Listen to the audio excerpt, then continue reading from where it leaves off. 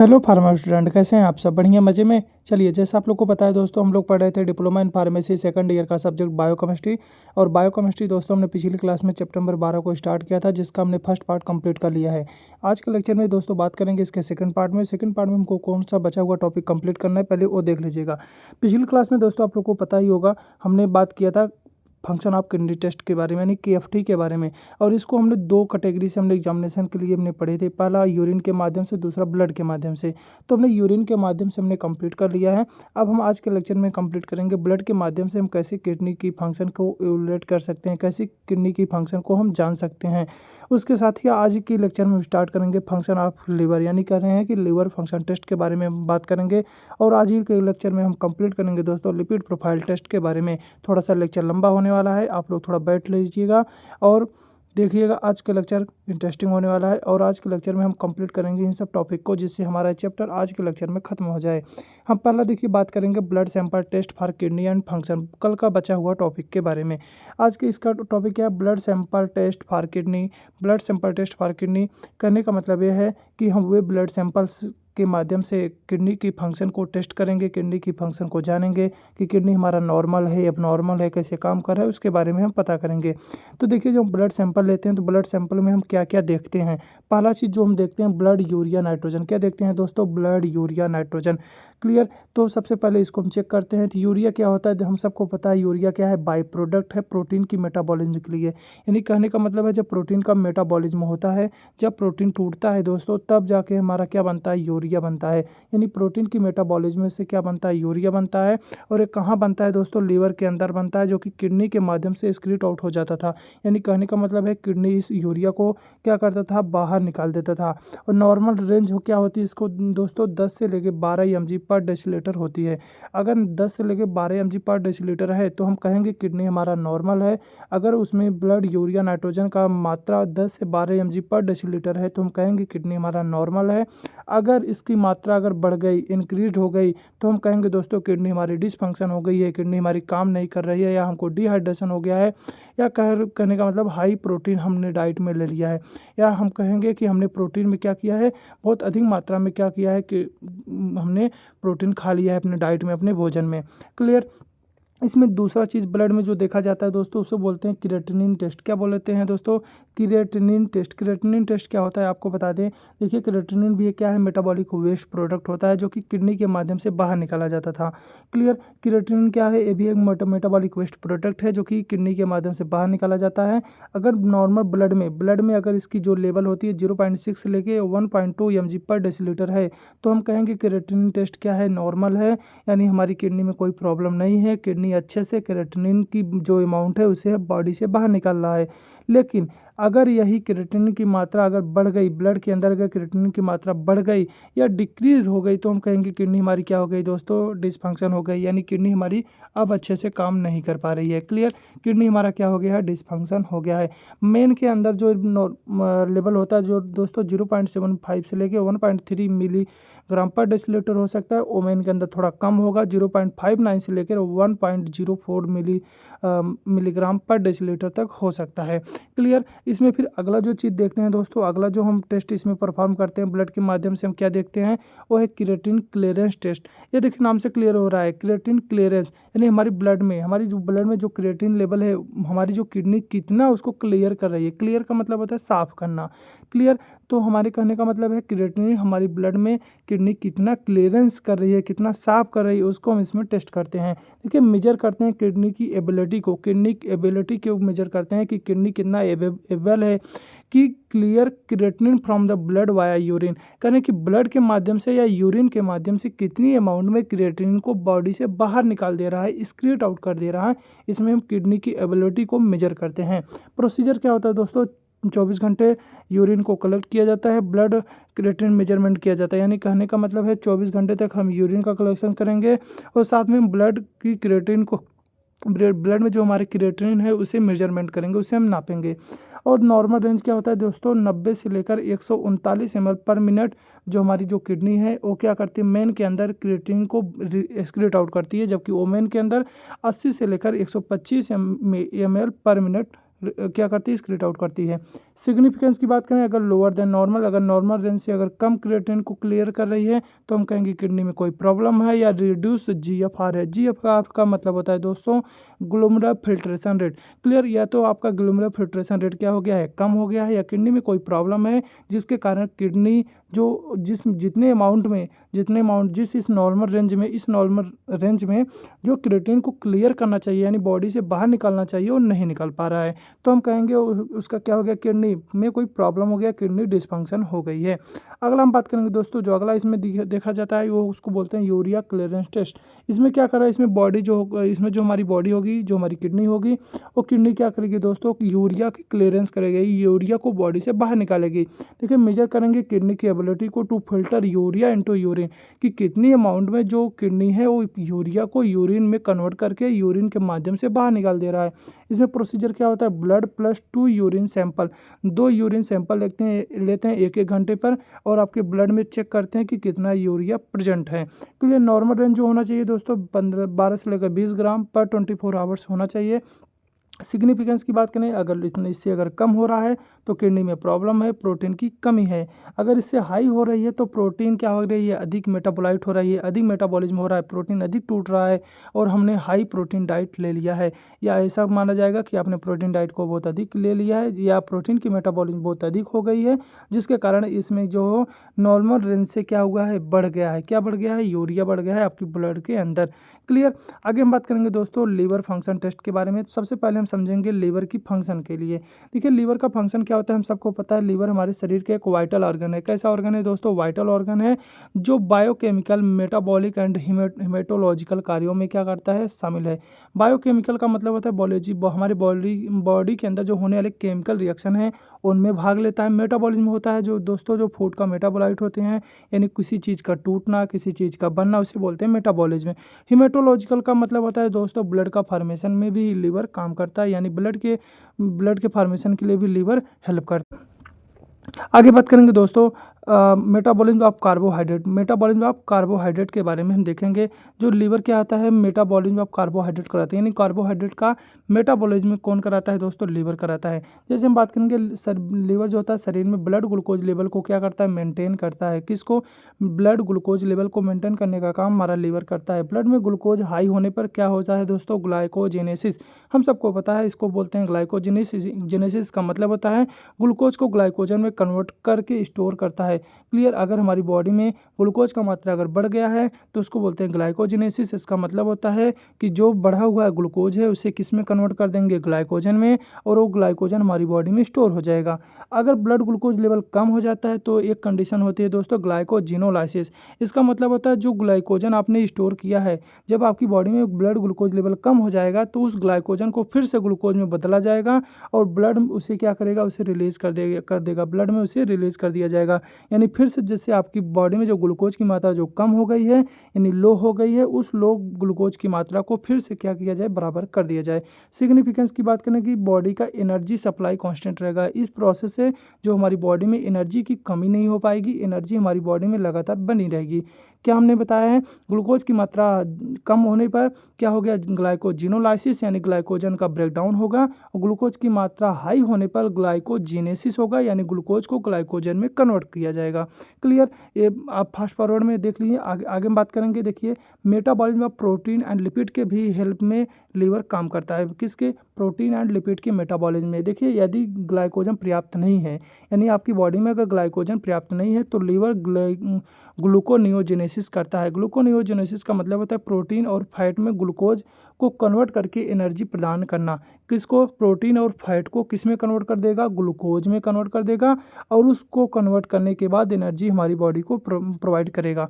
Lipid metabolism में liver triglyceride को synthesise करता है। किसको सिंथेसाइज करता है, ट्राइग्लिसराइड। ट्राई का मतलब होता है 3 और ग्लिसराइड का मतलब होता है दोस्तों शुगर। क्लियर। तो ट्राइग्लिसराइड मतलब 3 ग्लूकोज के शुगर, 3 ग्लूकोज के मॉलिक्यूल, जिसे हम ग्लिसरॉल मॉलिक्यूल भी कहते हैं, को सिंथेसाइज करता है और लिपोप्रोटीन बनाता है। लिपोप्रोटीन का मतलब होता है लिपिड प्लस प्रोटीन। लिपोप्रोटीन मतलब लिपिड प्लस प्रोटीन, यानी प्रोटीन के साथ क्या जुड़ा हुआ है, लिपिड के मॉलिक्यूल्स। सिग्निफिकेंस की बात करें, एनर्जी सप्लाई के लिए, लिपिड की ट्रांसपोर्ट के लिए, नाइट्रोजन बैलेंस को मेंटेन करने के लिए, यह लीवर इन सब चीज़ों के लिए ऐसा ही परफॉर्म करता है। क्या परफॉर्म करता है, metabolism of protein and lipid को परफॉर्म करता है। अगला है जो इसका पॉइंट क्या है दोस्तों, डिटॉक्सिफिकेशन। लीवर क्या काम करता है दोस्तों, इसका फंक्शन क्या है, डिटॉक्सिफिकेशन करना, मतलब जो जहरीले सब्सटेंस है, लीवर क्या करेगा, टॉक्सिक सब्सटेंस मतलब जो हमारी बॉडी को हार्म कर सकें, जैसे एल्कोहल हो गया, ड्रग हो गया, स्टेरॉइड, हार्मोन, या डिटॉक्सिफाई करता है, या अन्य टिश्यू को डैमेज होने से बचाता है, नुकसान होने से बचाता है, शरीर को टॉक्सिक इफेक्ट से बचाता है। इसका सिग्निफिकेंस क्या है, इस शरीर को टॉक्सिक इफेक्ट से बचाएगा, इसको बोलते हैं डिटॉक्सिफिकेशन। अगला जिसका फंक्शन होता है स्टोरेज फंक्शन। लीवर क्या करता है दोस्तों, स्टोर करने का भी काम करता है। क्या क्या स्टोर करता है, देखिए लीवर में स्टोर क्या होता है, ग्लाइकोजन स्टोर होता है, फैट सॉल्युबल विटामिन जितने भी होते हैं, विटामिन ए, डी, ई, के, ये सब क्या होते हैं, लीवर में स्टोर होते हैं। साथ में आयरन एंड कॉपर को भी बॉडी में स्टोर करने का काम कौन करता है, लीवर करता है। सिग्निफिकेंस क्या होगा, न्यूट्रिएंट की सप्लाई करेगा और बॉडी की होमोस्टेटिस में मेंटेन करेगा, यानी हमारी बॉडी की इंटरनल इन्वायरमेंट कंडीशन। होम्योस्टेटिस का मतलब होता है दोस्तों बॉडी की इंटरनल इन्वायरमेंट कंडीशन, हमारी बॉडी की अंदर की कंडीशन कैसी है, उस कंडीशन को मेंटेन करने का काम भी कौन करता है, हमारा लीवर हेल्प करता है। आगे बात करेंगे दोस्तों, अगला जो फंक्शन होता है लीवर का है फैगोसाइटोसिस। फैगोसाइटोसिस का मतलब होता है किसी भी ऐसे पार्टिकल्स जो हमारी बॉडी को क्या कर सकते हैं, हार्म कर सकते हैं, उसे डिस्ट्रॉय कर दें, यानी उसका फैगोसाइटोसिस कर दें, यानी उसको खा जाएं। कहने का मतलब है जैसे लीवर में एक सेल्स पाया जाता है जिसको बोलते हैं दोस्तों कफर सेल्स। क्या बोलते हैं, कफर सेल्स, जो लीवर माइक्रोफेजेस के नाम से जाने जाते हैं। ये क्या करेंगे, एज्ड आरबीसी, यानी ऐसे आरबीसी जिनका क्या हो गया, लाइफ स्पैन खत्म हो गया है, लाइफ साइकिल खत्म हो गया है, अब वो आरबीसी आपकी बॉडी में किसी काम के नहीं है, या डब्ल्यूबीसी हो सकते हैं, या कुछ बैक्टीरिया हो सकते हैं, इन सबको क्या करता है, इनगल्फ कर देता है। इनगल्फ करने का मतलब उसे खा जाता है, खा के क्या करेगा, उसे डिस्ट्रॉय कर देगा, जिससे वो आपकी बॉडी पे फिर से कोई दूसरा इफेक्ट ना कॉज कर सके। कहने का मतलब है जो भी खराब चीज़ें होंगी, जो भी बेकार चीज़ें होंगी, जो भी आपके लिवर में पड़ी हुई हैं, उन सबको क्या करेगा, एक कफर सेल्स खा जाएगा, उन सबको डिस्ट्रॉय कर देगा। क्लियर। सिग्निफिकेंस क्या, इम्यून डिफेंस के लिए and old blood cells removal के लिए, जो आपकी पुरानी ब्लड सेल्स हैं जैसे आरबीसी हो गया, डब्ल्यूबीसी, इन सब को क्या रिमूव करने का मतलब है एक प्रकार से खाने के लिए। जब खा लेंगे तो क्या हो जाएगा, रिमूव हो जाएगा, खत्म हो जाएगा। क्लियर। अगला जो इसका फंक्शन होता है दोस्तों, अगले फंक्शन का नाम है फॉर्मेशन ऑफ यूरिया। यूरिया के फॉर्मेशन में भी लीवर हेल्प करता है। देखिए प्रोटीन का मेटाबॉलिज्म से अमोनिया बनता है, जो कि क्या होता है वो दोस्तों बहुत हाईली टॉक्सिक होता है। अमोनिया हमारी बॉडी के लिए बहुत ही क्या होता है, टॉक्सिक होता है। इसे हमको अमोनिया की अगर स्क्रीट आउट करना होगा तो हमको पानी की बहुत अधिक ज़रूरत पड़ेगी। इसलिए अमोनिया को स्क्रीट आउट करने वाले जितने भी प्राणी होते हैं सब वाटर में रहते हैं, पानी में रहते हैं हमेशा के लिए। क्लियर। प्रोटीन की मेटाबॉलिज्म से क्या बनता है दोस्तों, अमोनिया बनता है, और लीवर अमोनिया को, जो लीवर होगा वो अमोनिया को किस में कन्वर्ट कर देगा, यूरिया में। और यूरिया क्या होता है दोस्तों, लेस टॉक्सिक होता है, और यूरिन के माध्यम से यूरिया क्या होता है, स्क्रीट आउट हो जाता है। सिग्निफिकेंस की बात करें तो नाइट्रोजन बैलेंस में, साथ में डिटॉक्सिफिकेशन के लिए ये काम करेगा। क्यों डिटॉक्सिफिकेशन, क्योंकि जो अमोनिया बन रहा है बहुत हाईली टॉक्सिक है, तो उसे लेस टॉक्सिक करने का मतलब हो गया डिटॉक्सिफिकेशन, डिलीशन ऑफ टॉक्सिक, यानी टॉक्सिक इफेक्ट को डिलीट करने का मतलब क्या हो गया, डिटॉक्सिफिकेशन। क्लियर। नाइट्रोजन को बैलेंस करने में हेल्प करेगा। अगला जो इसका फंक्शन होने वाला है formation of RBC in fetal life. जो बच्चे हैं, जो फीटल हैं, जो नवजात शिशु हैं, उनमें आरबीसी का फॉर्मेशन भी लीवर करता है। फीटल लिवर हिमेटोपोइटिक ऑर्गन होता है। फीटल में जो लिवर है वह क्या हो दोस्तों, हिमेटोपोइटिक ऑर्गन होता है, यानी आरबीसी का फॉर्मेशन करने वाला एक ऑर्गन होता है। सिग्निफिकेंस की बात करें, एम्ब्रियो में, यानी जब बच्चा भ्रूण में है, अपने माँ के गर्भाशय में है, या फीटस के यानी जो नवजात शिशु हैं, उनमें आरबीसी का सप्लाई के लिए लीवर हेल्प करता है। क्लियर। अगला जो फंक्शन की बात करें दोस्तों तो क्या है, destruction of as RBC and formation of bile pigment. इसके लिए हमने बात कर लिया है। जो एज आरबीसी हैं उसमें जो हीम है, बिलिरुबिन है, इसे स्क्रीट आउट किया जाएगा वाई बाइल के थ्रू इसे स्क्रीट आउट कर दिया जाता है बिलिरुबिन को। इसलिए जब देखेंगे, जब आरबीसी जब अधिक मात्रा में, अगर मान लीजिए आरबीसी अधिक मात्रा में अगर ब्रेक डाउन हो रहा है, तो जो आपका पेशाब होता है दोस्तों वो देखेंगे पीला कलर का होता है। पीला कलर होने का कारण है बिलिरुबिन पिगमेंट के कारण। किसके कारण, बिलिरुबिन पिगमेंट के कारण, जो कि बाइल से निकलता है। कहाँ से निकलता है दोस्तों, बाइल से। सिग्निफिकेंस की बात करें, बिलिरुबिन एक्सक्रीशन या जॉन्डिस प्रिवेंशन में हेल्प करता है। जॉन्डिस का मतलब होता है दोस्तों पीलिया, पीलिया की प्रिवेंशन में भी ये हेल्प करते हैं। अगला है जो दोस्तों function formation of plasma protein, plasma protein की फार्मेशन के लिए भी लीवर हेल्प करता है। लीवर सिंथेसाइज करता है कुछ प्रोटीन जैसे एल्बुमिन, ग्लोबुमिन और प्रोथ्रोम्बिन, फाइब्रिनोजन। फाइब्रिनोजन आप नाम सुने होंगे, जो क्लॉटिंग फैक्टर के नाम से भी जाना जाता है, यानी ब्लड क्लॉटिंग में हेल्प करता है। सिग्निफिकेंस की बात करेंगे दोस्तों, ऑस्मेटिक बैलेंस में जैसे एल्बुमिन हेल्प करेगा, ब्लड क्लॉटिंग में प्रोथ्रोम्बिन और फाइब्रिनोजन हेल्प करते हैं। क्लियर। आगे बात करेंगे दोस्तों, अगला जो इसका फंक्शन होने वाला है फंक्शन ऑफ हिपैरिन। हिपैरिन का रोल होता है कि हिपैरिन की फॉर्मेशन के लिए। हिपैरिन क्या होता है दोस्तों, नेचुरल एंटीकोगुलेंट होता है। नेचुरल एंटीकोगुलेंट, कोगुलेंट का मतलब होता है दोस्तों ब्लड को कोगुलेट कराना, एंटीकोगुलेंट का मतलब होता है जो ब्लड का जो कोगुलेशन होता है यानी खून का जो थक्का जमना होता है, एंटी का मतलब होता है दोस्तों उसको रोकना। यानी एंटीकोगुलेंट मतलब कहने का मतलब है जो ब्लड है आपका थक्का नहीं जमा पाएगा, ये बॉडी के अंदर पाया जाता है दोस्तों, जिससे आपका ब्लड क्या हो, जमे नहीं तो हो सकता है आपका ब्लड अंदर ही जम जाए और अब कोई दूसरी सीरियस इंजरी हो जाए। तो ब्लड क्लॉट को प्रिवेंट करने के लिए स्मूथ ब्लड फ्लो हो, लगातार आपका ब्लड फ्लो करते रहे, इसलिए हिपैरिन का फॉर्मेशन भी कौन करता है दोस्तों, हमारा लीवर करता है। आगे बात करेंगे लीवर फंक्शन टेस्ट के बारे में। देखिए लीवर फंक्शन टेस्ट का उद्देश्य क्या होता है, लीवर के जो डिसफंक्शन है यानी लीवर जो काम नहीं कर पा रहा है उसको जांचना, लीवर डैमेज है उसको जांचना, या कोई डिजीज हो गया है उसका पता लगाने के लिए हम एक टेस्ट करते हैं जिसका नाम क्या है, लीवर फंक्शन टेस्ट। क्लियर। ये जो टेस्ट होते हैं दोस्तों सीरम प्लाज्मा सैंपल से परफॉर्म किए जाते हैं, ब्लड सीरम प्लाज्मा से परफॉर्म किए, जो हमारी ब्लड में जो सीरम जो प्लाज्मा होती हैं जो उनसे ये टेस्ट परफॉर्म की जाती हैं। और इस टेस्ट जो इस टेस्ट है इसमें देखा क्या जाता है दोस्तों, देखा जाता है पहला सीरम बिलिरुबिन, उसके बाद देखा जाता है सीरम प्रोटीन, उसके बाद देखा जाता है एल्कलाइन फास्फेटेज, और एक देखा जाता है most common SGOT SGPT। SGOT का मतलब होता है सीरम ग्लूटामिक ऑक्जेलो एसिटिक ट्रांसएमिनेज, और SGPT का मतलब होता है दोस्तों serum glutamate pyruvate transaminase. Clear. ये जो टेस्ट होते हैं जब भी कभी आप LFT देखेंगे तो ये सब टेस्ट में जो देखेंगे ये सब उसमें जो कंपोनेंट हैं पाए जाएंगे, serum bilirubin, serum protein, alkaline phosphate, SGOT और SGPT। क्लियर। एक एक करके देखेंगे इसके नॉर्मल रेफरेंस वैल्यू को, साथ में इसके सिग्निफिकेंस को। देखिए जो सीरम बिलिरुबिन होता है दोस्तों वो उसमें क्या होता है, बिलिरुबिन जो है के बराबर क्या होता है, हीमोग्लोबिन। हीमोग्लोबिन का मतलब होता है दोस्तों हीमो प्लस ग्लोबिन, यानी हीम क्या है हम सबको पता है, हीम क्या है हमारा ब्लड है, ग्लोबिन क्या है हमारा प्रोटीन है। क्लियर। तो ब्लड के साथ जो प्रोटीन होता है उसके ब्रेकडाउन का प्रोडक्ट है, उसी को हम बोलते हैं दोस्तों बिलिरुबिन। बिलिरुबिन और कुछ नहीं है, हीमोग्लोबिन। हीमोग्लोबिन जो हमारी RBC है उसी का क्या है, एक बाई प्रोडक्ट है, उसी का ब्रेकडाउन है। Clear. Major pigment in bile, जो मेजर पिगमेंट हो बाइल में पाए जाते हैं इसके। देखिए इनडायरेक्ट बिलिरुबिन जो होता है नॉर्मल रेंज बात करें तो 0.3 से 1.3 मिलीग्राम पर डेसीलीटर हो सकता है, लेकिन डायरेक्ट बिलिरुबिन की बात करें तो 0.1 से 0.4 mg पर डेसीलीटर हो सकता है। सिग्निफिकेंस की बात करेंगे दोस्तों अगर हाई लेवल है तो हेमोलाइसिस हो सकता है, जॉन्डिस पीलिया हो सकता है, या लीवर डिजीज हो सकते हैं।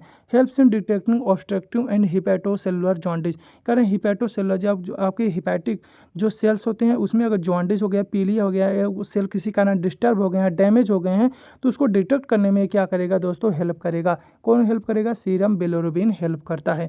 क्लियर। इसकी जो नॉर्मल रेंज है ये अगर एबनॉर्मल हो गई है तो डिसाइड बताती है कि इसके लीवर में कोई क्या है प्रॉब्लम हो गया है। अगला जो टेस्ट होता है दोस्तों serum plasma protein test. Serum plasma protein, इसमें क्या होता है मेजर प्लाज्मा प्रोटीन, जो मेजर प्लाज्मा प्रोटीन होते हैं जैसे एल्बुमिन या ग्लोबुमिन, इन सबको इसमें टेस्ट किया जाता है, प्रोड्यूस मेनली बाय लीवर, जो कि लीवर के द्वारा प्रोड्यूस होते हैं। नॉर्मल रेंज की बात करें तो 0.3 से 5.1 ग्राम पर डेसीलीटर हो सकता है। ग्लोबिन की बात करें तो 1.8 से लेकर 3.1 ग्राम पर डेसीलीटर हो सकता है। सिग्निफिकेंस की बात करें दोस्तों अगर इनका लेवल बढ़ गया है तो डिहाइड्रेशन या लीवर डिसफंक्शन हो सकता है। अगर डिक्रीज लेवल हो गया है यानी इनकी लेवल अगर कम हो गई है नॉर्मल रेंज से तो सूजन, हेमरेज या प्रोटीन मालन्यूट्रिशन या इंक्रीज प्रोटीन ब्रेकडाउन हो सकता है, या प्रोटीन का ब्रेकडाउन अधिक मात्रा में हो रहा होगा, इसलिए इनका जो लेवल है वो क्या हो गया दोस्तों, डिक्रीज हो गया है। अगला जो इसमें हमने देखा है क्या, एल्कलाइन फास्फेटेज। एल्कलाइन फास्फेटेज ये क्या होता है, प्रोड्यूस बाय लीवर, जो कि लीवर के द्वारा क्या होता है प्रोड्यूस किया जाता है। बोन और स्मॉल इंटेस्टाइन और किडनी के द्वारा एंजाइम प्रोड्यूस होता है। कहाँ कहाँ से, लीवर से, बोन से, स्मॉल इंटेस्टाइन से और किडनी से। फंक्शन क्या होता है दोस्तों इसका, catalyse phosphate group splitting from monophosphoric ester. यह क्या करता है, कैटालाइज कर देता है कि इसको फास्फेट ग्रुप को, जो कि क्या करते हैं, टूटते हैं कहाँ से, मोनोफॉस्फोरिक एस्टर। मोनोफॉस्फोरिक एस्टर बॉन्ड से जो होते हैं वो टूटते हैं, उन फास्फेट ग्रुप को क्या करेगा, कैटालाइज करने का काम करेगा, जिसके कारण जो फास्फेट ग्रुप हैं जल्दी से क्या होंगे, टूटेंगे। क्लियर। नॉर्मल रेंज की बात करें तो 29 से 92 इंटरनेशनल यूनिट पर लीटर हो सकता है। सिग्निफिकेंस की बात करें तो इसका अगर हाई लेवल है तो रिकेट्स हो सकता है, ऑस्टियोमलेशिया जिसमें बोन क्या हो जाते हैं दोस्तों, फ्रैक्चर होने लगते हैं। एबनॉर्मल विटामिन डी एब्जॉर्प्शन हो जाएगा, यानी विटामिन डी का एब्जॉर्प्शन नहीं हो पाएगा, और लीवर बाइल क्या हो जाएंगे, डक्ट ऑब्स्ट्रक्शन हो जाएंगे, यानी लीवर जो बाइल डक्ट है वो क्या होगा, डिस्टर्ब हो जाएगा, यानी उससे अच्छे से क्या होगा, बाइल का रिलीज आउट नहीं हो पाएगा, यानी बाइल जो होंगे अच्छे से रिलीज नहीं हो पाएंगे। लो लेवल होने से दोस्तों हाइपोफास्फेटेज